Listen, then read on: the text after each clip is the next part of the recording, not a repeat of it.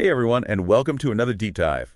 I know as a new entrepreneur, it can feel like you're constantly drowning in information. Definitely can be overwhelming. There's just so much to learn and to keep up with, and it never seems like there are enough hours in the day. Yeah, you're not alone. It's a common challenge. We're diving into the book 10 Days to Faster Reading to see if speed reading techniques can be the secret weapon you need. Absolutely. I'm excited to talk about this. To be totally honest, I was a bit skeptical at first. Yeah. I mean, is speed reading really legit, or is it just one of those gimmicky things that promises the world but doesn't really deliver? It's definitely not a gimmick, but it does take work. Okay, I'm intrigued. Hmm. So tell me, what is speed reading really about, and how can it help entrepreneurs? Well, at its core, speed reading is about breaking free from those inefficient reading habits that most of us were taught in school. You mean like reading every single word? Exactly. Or sounding out words in our heads. Oh yeah, I'm totally guilty of that. It's called subvocalization, and it really slows us down. So speed reading is about retraining our brains to read differently. Exactly. It's about training our eyes to move more efficiently across the page and our brains to process information more effectively. Okay, that makes sense.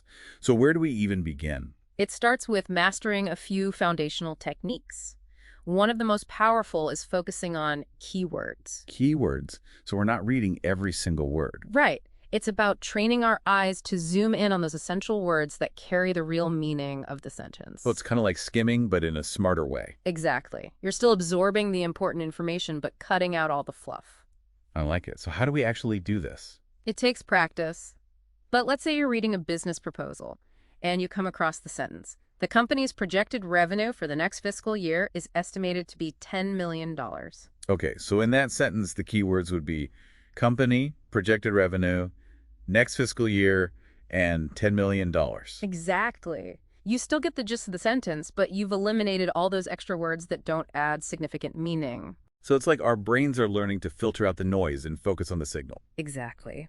And another powerful technique is grouping words into thought units or phrases. Instead of reading one word at a time, try expanding your eye span to take in multiple words that form a meaningful chunk. Okay, so instead of reading the company's projected, it's the company's projected one thought unit, then revenue for the, and so on. You got it. This not only increases your speed, but also improves your comprehension because you're focusing on the relationships between words rather than individual words in isolation. This is making a lot of sense. Yeah. And I bet it feels way less tedious than plodding through every single word. It definitely does. And another essential technique is using a pacer. This could be your finger, a pen, or even just a blank index card. A pacer. You simply guide your eye movement along the lines of text using the pacer, which helps prevent regression. Progression. Is that like when my eyes keep darting back to reread the same line multiple times? Exactly. It's a calming habit that can really slow you down. A pacer helps keep your eyes moving forward at a steady pace. Okay, that makes sense. It's like setting a rhythm for our reading. Exactly. And as you practice, you can gradually increase the speed of your pacer, pushing your reading speed further. So we're training our eyes to be more efficient athletes. You got it. Now let's talk about a specific scenario you might encounter as an entrepreneur. Imagine you have a big meeting tomorrow and you need to get through a stack of reports, proposals, market analyses, the works. Oh, I know that feeling all too well. Yeah. It's like trying to drink from a fire hose. Exactly. And in that situation, one of the most valuable speed reading tools you have is previewing. Previewing, I've never heard of that. What is it? Think of previewing as creating a roadmap for any reading material.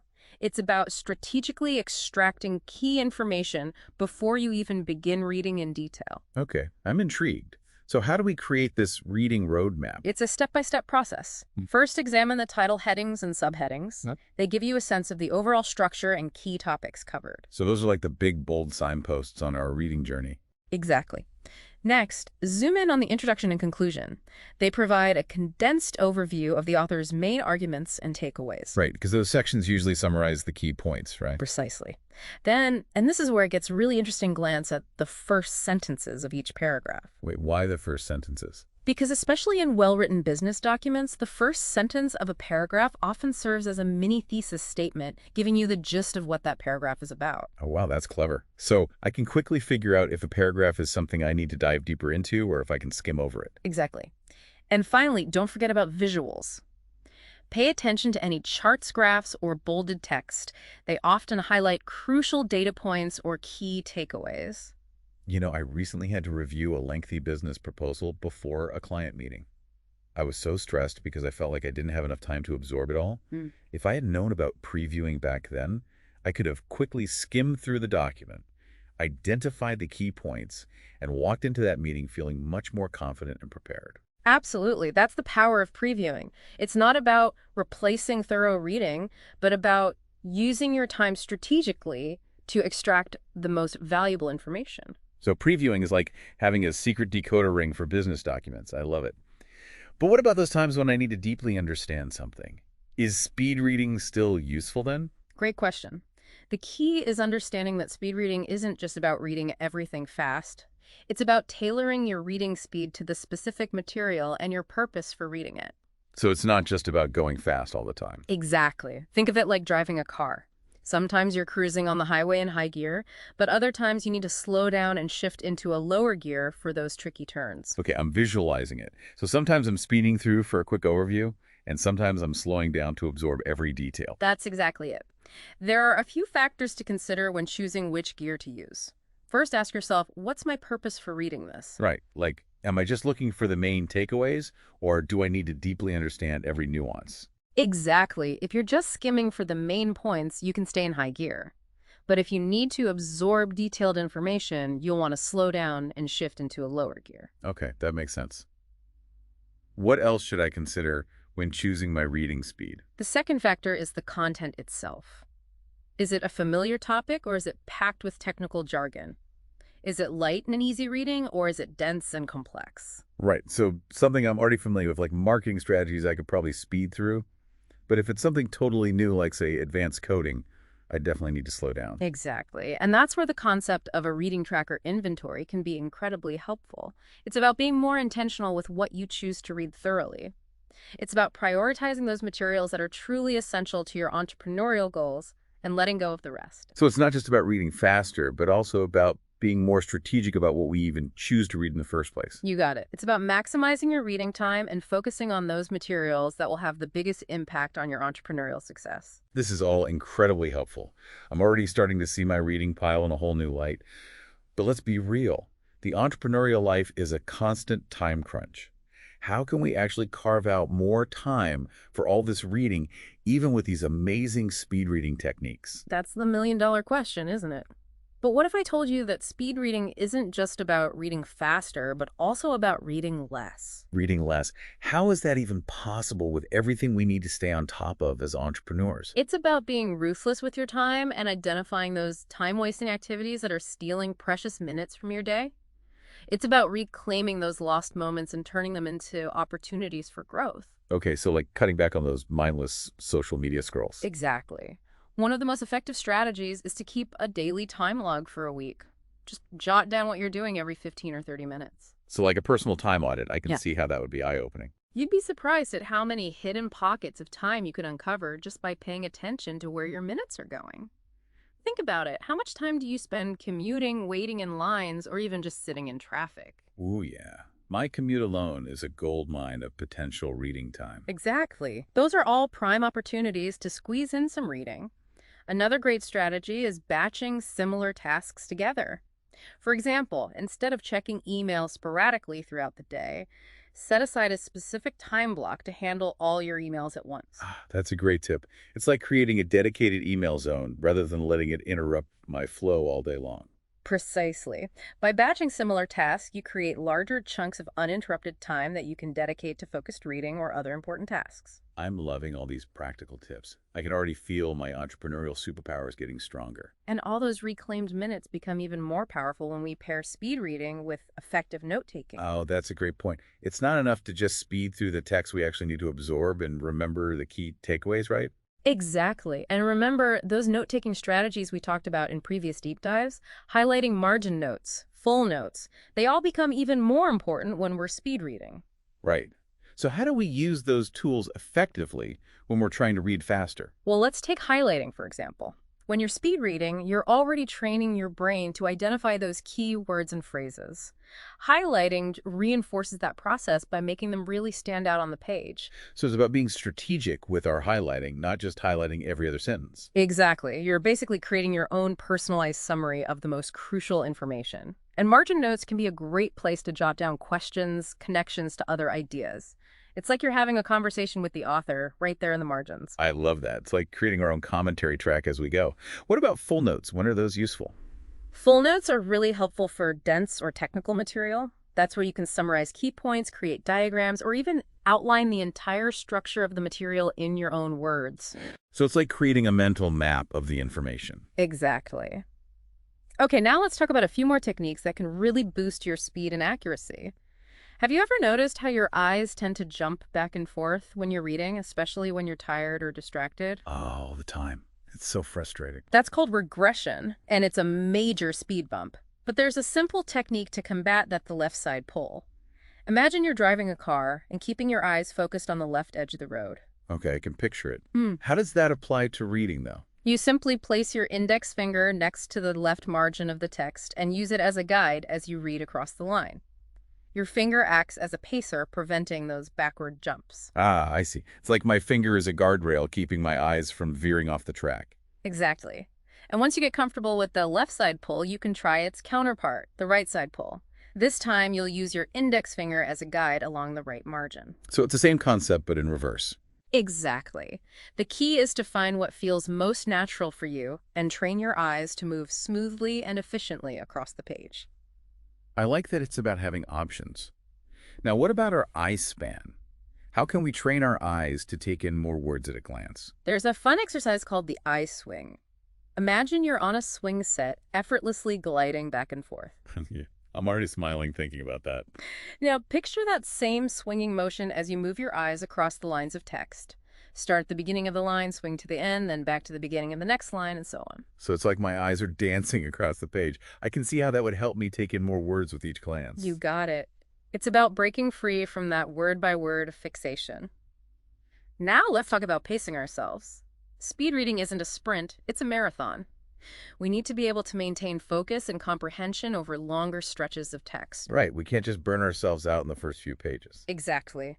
That's where the two-finger pull technique comes in. You'll use both index fingers to frame the line of text you're reading, one finger at the beginning and one at the end. So it's like my fingers are creating a little reading window. Precisely. As you read, you move your fingers down the page, keeping your eyes focused within that window. Helps prevent regression and also helps maintain your focus. I like that it's like having a personal reading coach right there at my fingertips. Okay, we've covered a lot of techniques, but I have to admit, I still get intimidated by those really dense technical documents. I hear you. Those can be tough. But remember, previewing, that technique can be a lifesaver for technical material too. Previewing. I thought that was just for business reports and things like that. Nope. It's actually a super versatile tool that can be applied to any kind of nonfiction, even those dense textbooks or technical manuals. So how does previewing help us conquer those intimidating texts? It's all about understanding the underlying structure of the text. Those complex texts aren't just random words thrown together. They're carefully organized, and previewing helps us see that organization before we dive in. Okay, so it's about creating a mental outline before we even start reading. Exactly. And the best part is it only takes a few minutes. You'll start by looking at the title headings and subheadings. They give you the big picture of what's covered. Okay, so those are like the chapter titles in a book. Exactly. Then you'll skim the introduction and conclusion. They often summarize the main points or findings of the entire text. That's like getting a sneak peek of where the author is going to take us. Precisely. And then, just like before, you'll glance at the first sentences of each paragraph. They often serve as topic sentences summarizing what that paragraph is about. Oh, wow. So I can quickly tell if it's something I need to read carefully or if I can just skim over it. Exactly. And don't forget about the visuals, diagrams, charts, graphs. Those can often give you a really quick understanding of key concepts. You know, I remember when I was trying to learn a new programming language, and the textbook was so dense, I almost gave up. If I'd known about previewing back then, it would have made it so much less intimidating. Absolutely. Previewing is especially valuable for technical material because it helps you break down the information into manageable chunks. It's like sending in a scout team. before launching the full invasion. I love that analogy. By previewing the material first, you create that sense of familiarity and context, which makes the deeper reading so much more efficient. This is fantastic. I'm starting to see speed reading and previewing as the dynamic duo of information absorption. But what about those times when we come across a word we just don't understand? I mean, part of learning is expanding our vocabulary, right? You're absolutely right. Speed reading can help us get through text faster, but a strong vocabulary is essential for truly understanding what we read. So how can we supercharge our word power? One powerful strategy is to focus on understanding the different levels of meaning in words. Think of it like a pyramid. At the base, you have the literal level of meaning, the dictionary definition. Okay, so that's our foundation. Exactly. But as we move up the pyramid, we encounter the interpretive level of meaning, where words take on different shades of meaning depending on the context. Right. Like how cool can mean both a low temperature and something that's awesome. You got it.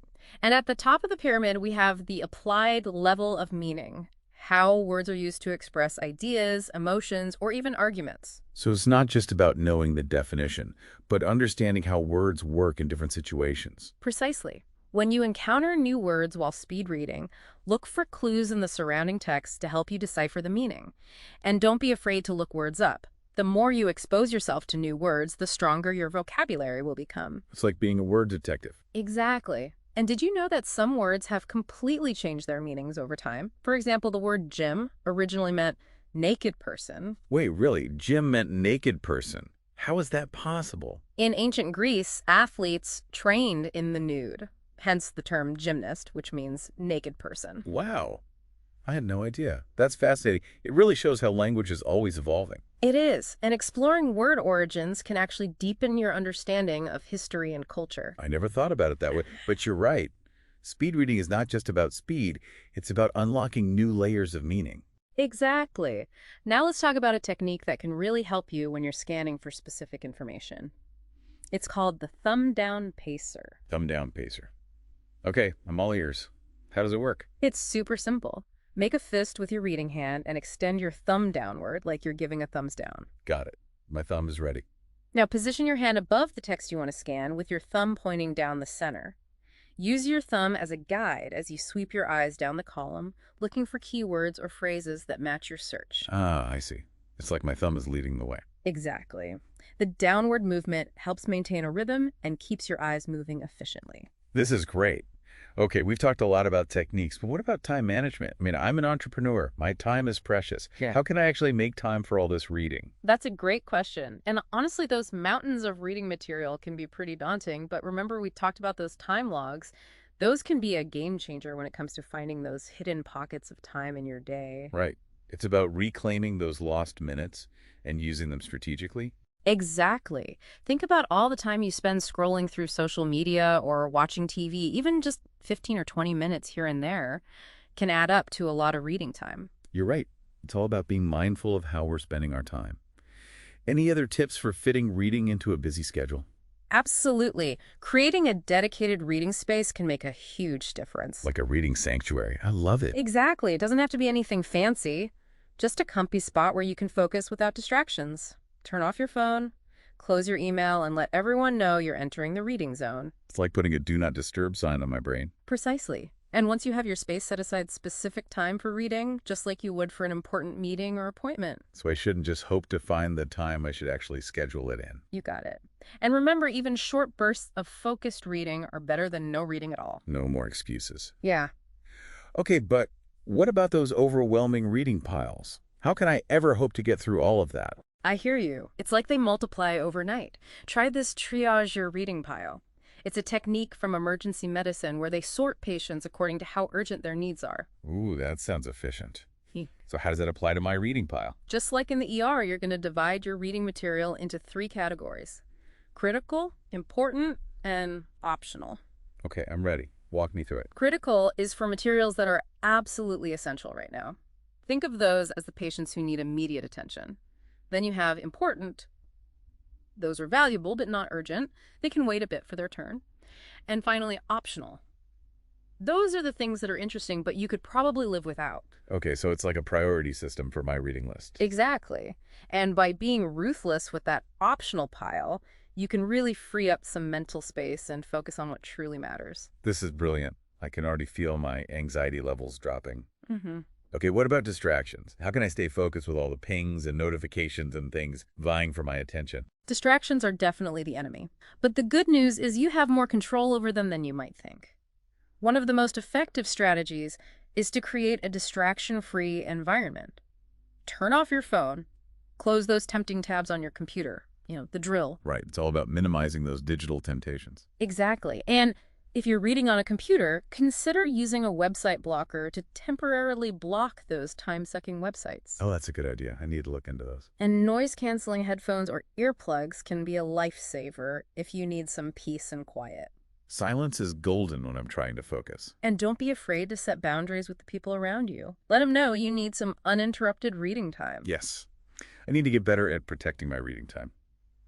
Okay, so once I've minimized the distractions, how do I actually train my focus to stay on track? One effective technique is to use a timer.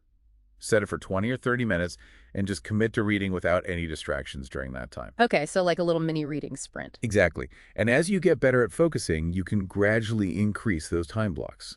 I can feel my attention span getting stronger already. And remember to take breaks. Every 20 or 30 minutes, get up, stretch, move around, rest your eyes. You'll come back feeling refreshed and ready to focus again.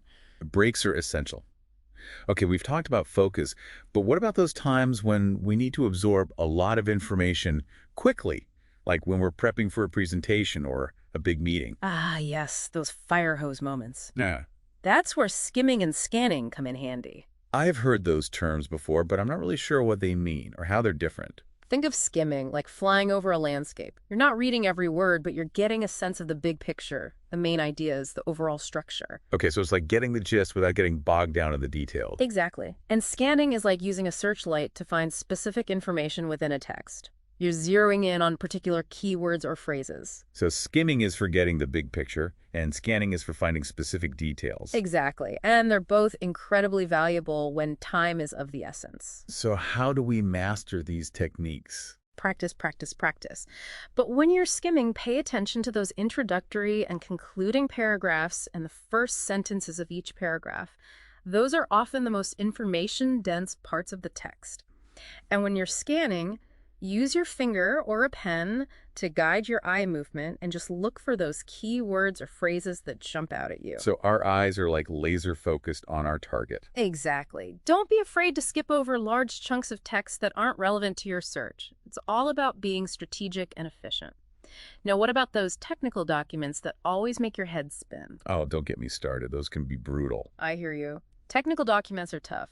But remember the chunking technique we talked about earlier? That can be a lifesaver here too. Right. So we're taking that same principle of breaking down information into smaller chunks and applying it to those complex technical texts. But are there any other special considerations for technical material? With technical documents, it's really important to focus on understanding the key concepts and the terminology. They often have their own specialized language that can be pretty intimidating. So it's not just about breaking down the text, it's also about understanding the words themselves. Exactly. And one way to do that is to create a glossary of terms as you read. Ah, that's a great idea, like our own personal dictionary for the document. Exactly. As you encounter those terms again and again, you can refer back to your glossary to solidify your understanding.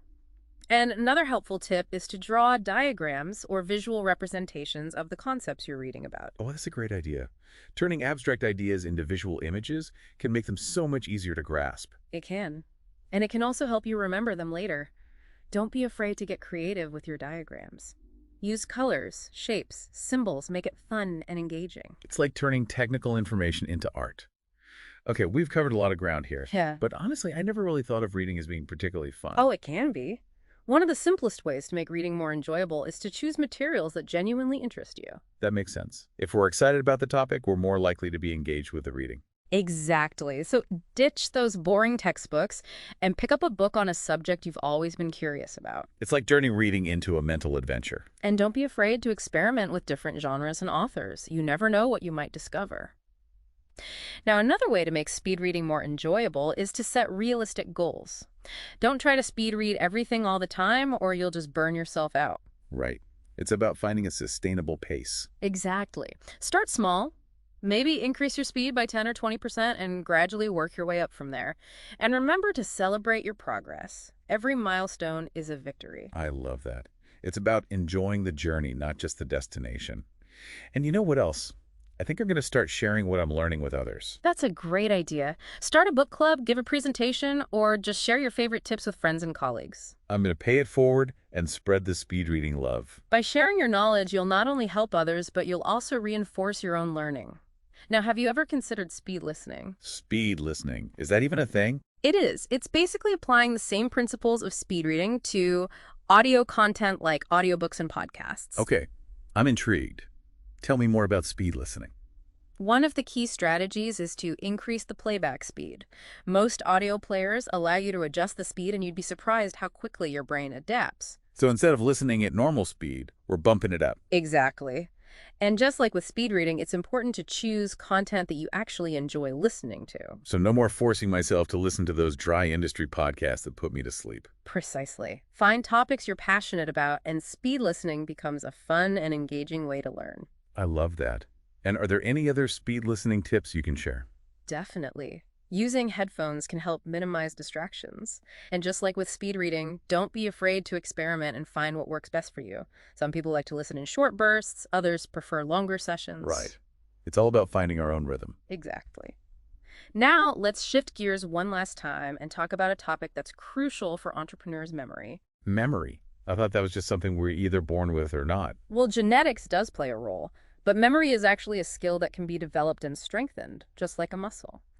And for entrepreneurs, a strong memory is so important for remembering details, recalling information during meetings, and keeping track of all those brilliant ideas. Okay, I'm definitely interested in building my memory muscles. Where do we start? One of the most effective techniques is called spaced repetition. It's based on the idea that we're more likely to remember information if we review it at spaced intervals rather than cramming it all at once. So it's like how we space out our workouts to give our muscles time to recover and grow. That's a great analogy. And just like with exercise, consistency is key. The more consistently we review information, the more likely it is to become part of our long-term memory. Yeah. So how do we actually put this spaced repetition into practice? Yeah, I'm ready to give my memory a workout. What's the best approach? You know those flashcards you probably haven't touched since grade school? Oh, yeah. Tucked away in a dusty box somewhere. Yeah. Well, dust them off because they're actually a fantastic tool for spaced repetition. And it's not just for memorizing vocabulary words either. You can use them for business concepts, historical facts, anything you need to remember. Okay, I'm willing to give them another try. So how does it actually work?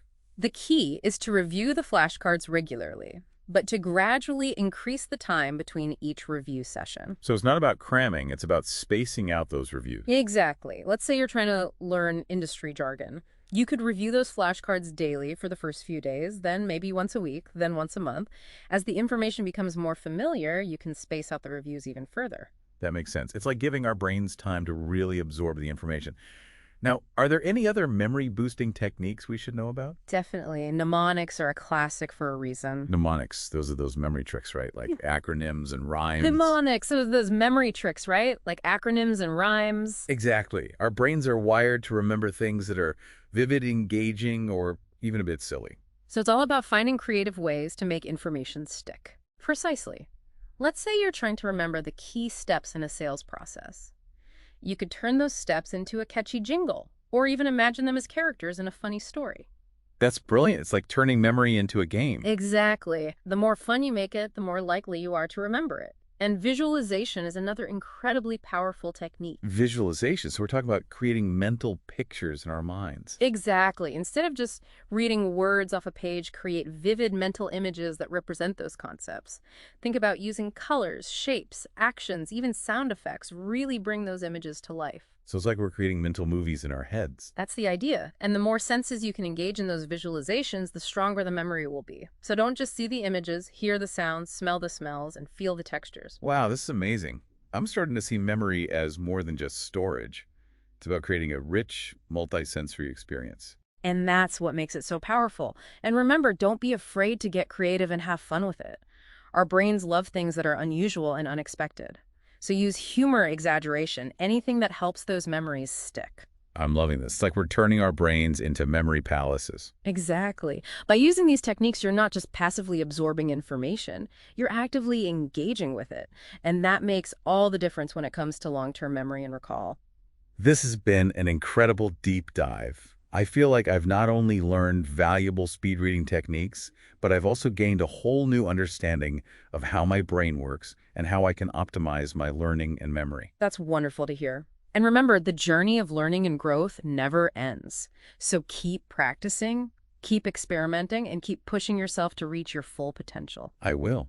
And to all of our amazing listeners out there, we encourage you to give these techniques a try and see how they can help you unlock new levels of success in your entrepreneurial journey. Until next time, happy reading. And happy learning.